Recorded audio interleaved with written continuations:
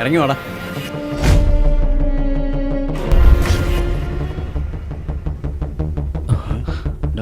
ഇവൻ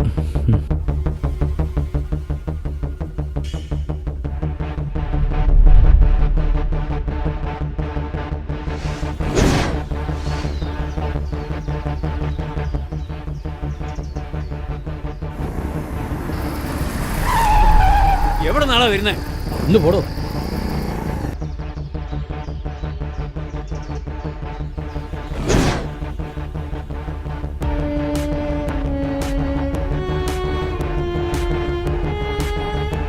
യവൻ ഇന്നലെ ആ കൂട്ടത്തിൽ ഉണ്ടായിരുന്നു. രാവിലെ സംശയാസ്പദമായ സാഹചര്യത്തിൽ പിടികൂടിയതാ.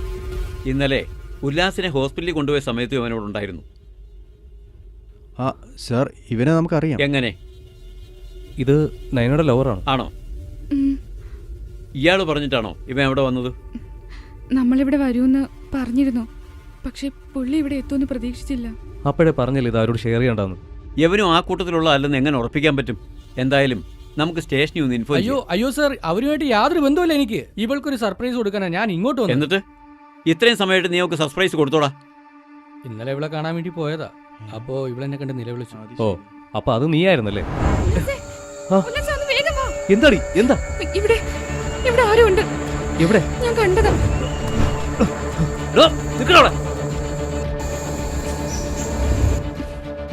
എടാ, നീ എന്ത് പണിയാ കാണിച്ചത്?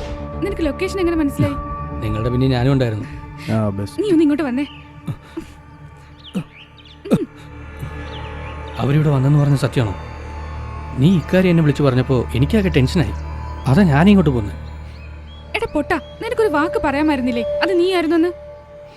ഇതെല്ലാം ഹൈഡാക്കി വെക്കാനല്ലേ നീ എന്നോട് പറഞ്ഞത്? ആ സമയത്ത് ഞാനാണെന്ന് നീ എങ്ങാനും തിരിച്ചറിഞ്ഞ നീ എന്നോടെല്ലാം പറഞ്ഞതായി അവരറിയില്ലേ? ഓ, ഇപ്പൊ പിന്നെ ആരും അറിഞ്ഞില്ലല്ലോ. സോറിഡി.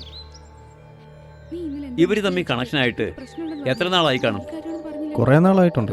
എങ്കിലും 2 years അപ്പൊ എന്തായാലും ആയി കാണും.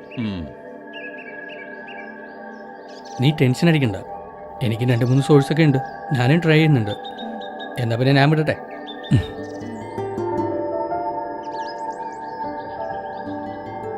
ഞങ്ങളൊന്ന് ഇറങ്ങട്ടെ സാർ. ശരി, ആയിക്കോട്ടെ. എന്തെങ്കിലും ആവശ്യമുണ്ടെങ്കിൽ എന്നെ വിളിച്ചാൽ മതി. ഓക്കെ. ആ, എന്തായി? സർപ്രൈസ് ഗിഫ്റ്റ് കിട്ടിയോ? ആ, ചെല്ല് ചെല്ല്. നമ്മൾ ഇവിടെയാണെന്നുള്ള കാര്യം ഇവൻ പാട്ടാക്കോടെ. അങ്ങനെയാണെങ്കിൽ ഞാൻ ഇവിടെ കൊല്ലും.